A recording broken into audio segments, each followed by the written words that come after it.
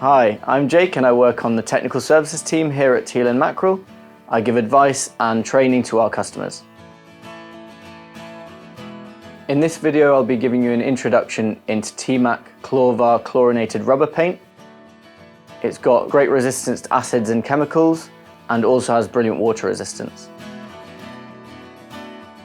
Chlorinated rubber is a marine grade paint, meaning it contains as few thinners as possible, making it as pure resin as we can get it to give the maximum resistance to water.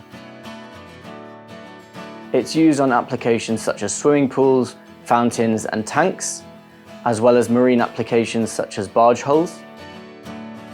Its chemical resistance also means that it's suitable on factory walls and as a parlour paint on farms. Teamac chlorinated rubber can be applied directly onto concrete.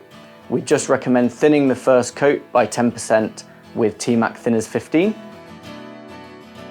If you're using it on wood or metal, I'd recommend priming with Teamac Metaclor underwater primer.